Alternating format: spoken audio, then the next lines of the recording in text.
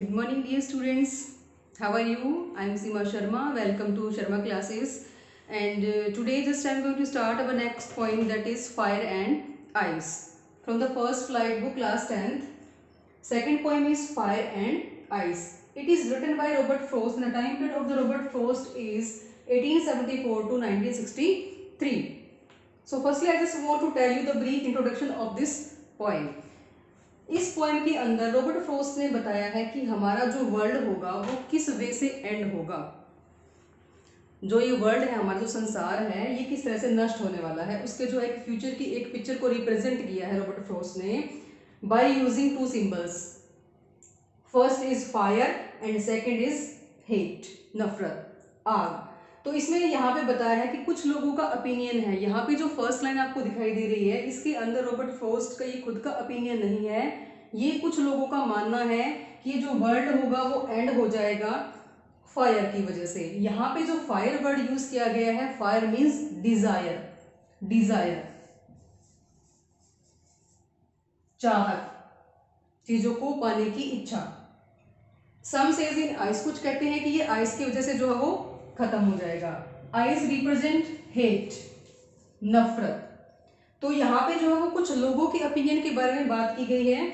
उसके बाद वो कहता है कि मैंने फायर और डिजायर को यहाँ पे कंपेयर किया है, कि मैंने सुना है, इसका एक्सपीरियंस लिया है कि किस तरह से जो है वो डिजायर की वजह से, इस फायर की वजह से ये वर्ल्ड एंड हो जाएगा। लेकिन वो ये भी सोचता है कि अगर इस वर्ल्ड को सेकेंड टाइम अगर डिस्ट्रॉय होना होगा तो वो होगा किसकी वजह से, वो होगा हेट की वजह से, नफरत की वजह से। जो लोगों के अंदर इतनी नफरत है, इतना गुस्सा है, वो भरा हुआ है, उसकी वजह से ये वर्ल्ड क्या हो जाएगा, एंड हो जाएगा। तो ये जो हमारी जो पोएम है वो हाईली सिंबॉलिकल पोएम है। सिंबल्स को यूज किया गया है। Fire and ice both are opposite, contradict कर रहे हैं दोनों के दोनों।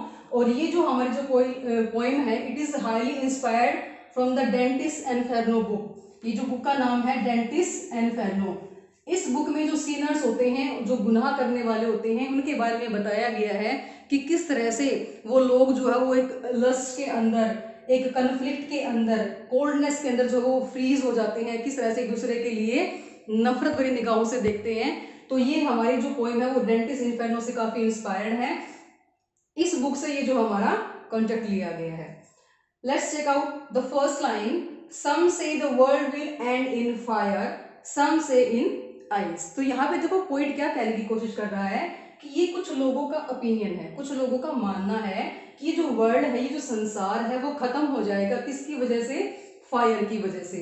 और फायर का मतलब क्या होता है, बहुत बड़ी आग लग जाना। ठीक है, आग की वजह से, जिस तरह से आग जो होती है वो सब चीजों को निगल जाती है, अगर वो एक्सेस के अंदर चली जाए, बहुत अगर बड़ी मात्रा के अंदर आग लग जाए तो वो सब कुछ खत्म कर देती है।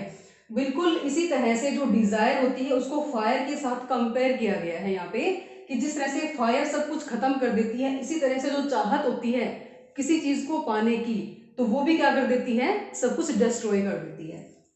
सम से इन आइस, कुछ लोगों का मानना है कि ये जो है वो वर्ल्ड खत्म हो जाएगा, किसकी वजह से खत्म हो जाएगा, आइस की वजह से खत्म हो जाएगा। और आइस को यहाँ पे कंपेयर किया गया है हेट, नफरत, जो लोगों के अंदर नफरत भरी हुई है। From what I have tested of desire I hold with those who favour fire. तो यहाँ पे जो है वो पॉइंट क्या कहने की कोशिश कर रहा है कि from what I have tested of desire, कि मैंने जो है वो डिजायर से एक्सपीरियंस लिया है, मैंने भी सीखा है, देखा है।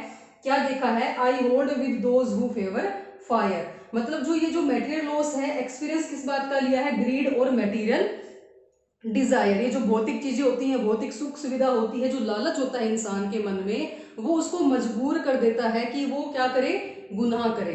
ठीक है, तो इसी तरह से वो कहता है कि मैंने जो है इस चीज से एक्सपीरियंस लिया है, और ये जो वर्ल्ड है, मैं उन लोगों के फेवर में जाना चाहता हूँ जो फायर के फेवर में है, कि ये जो वर्ल्ड है वो फायर की वजह से डिस्ट्रॉय हो जाएगा।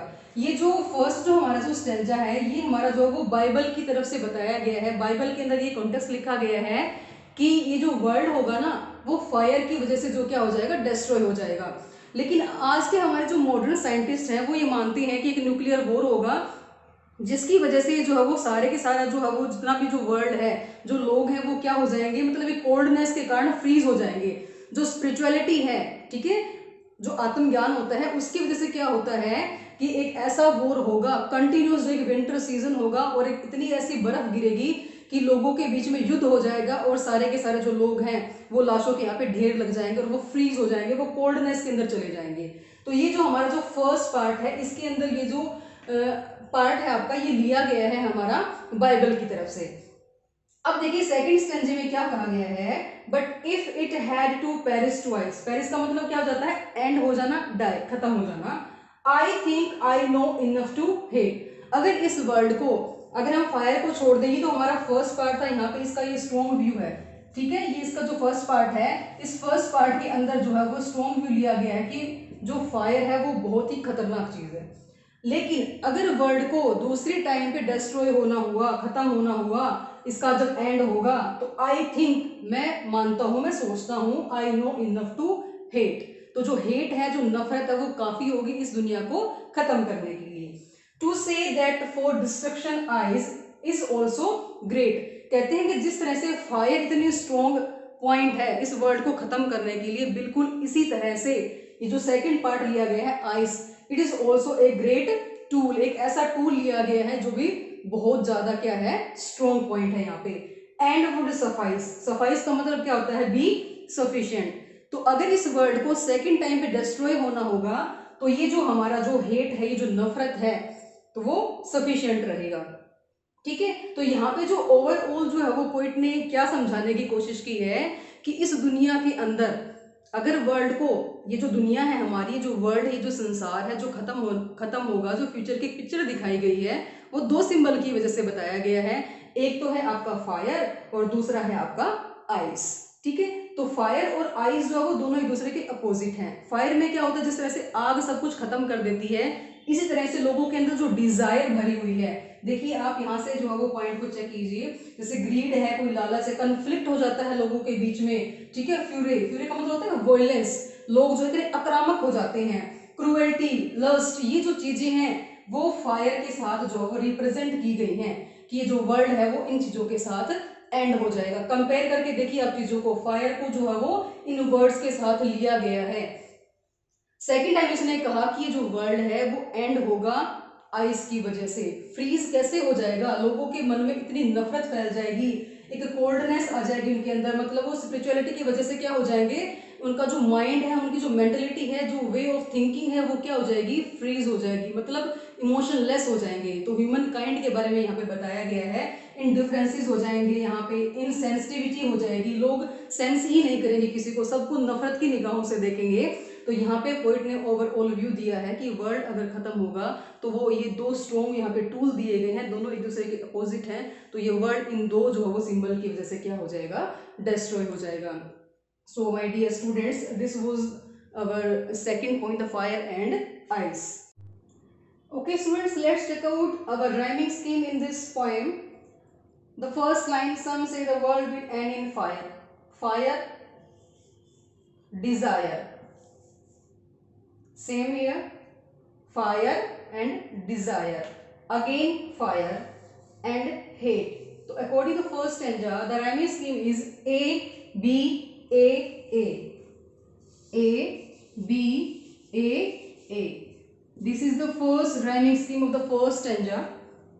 Fire, desire, fire, A, A, A, and hate, नफरत, यहाँ पे B, A, B, A, A, A, B, A, A. Let's check out the second stanza. The rhyming scheme of the second stanza is twice, ice, and suffice, B, B, B, and hate and great. These are same, hate and great. So B, C, B, C, B.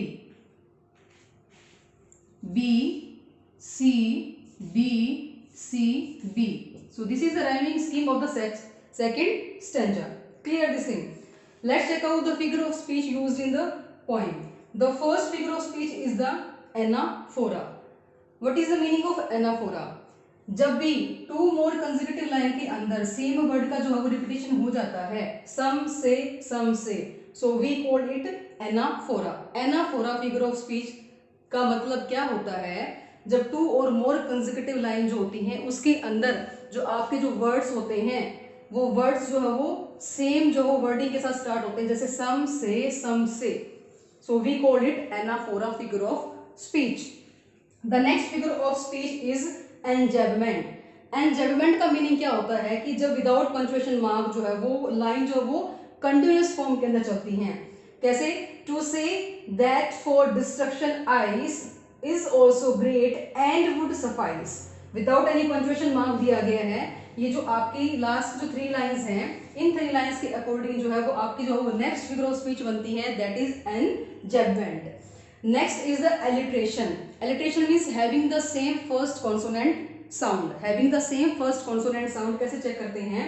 The sound of sound of स, जहां पे same first consonant sound आपको जो है वो 2 और मोर consecutive words होते हैं उनमें आपको सुनाई देती है, तो वहां पे जो आपकी फिगर ऑफ स्पीच होती है that is alliteration. The next figure of speech is assonance. Assonance में क्या होता है कि जब आपका जो वोवल होता है, vowel sound will be same, जो आपकी जो वोवल साउंड है वो बिल्कुल सेम रहेगी, लेकिन उसकी जो स्टार्टिंग होगी वो क्या होगी? डिफरेंट कॉन्सोनेंट के साथ होगी। I think it's enough for today. All the best, God bless you.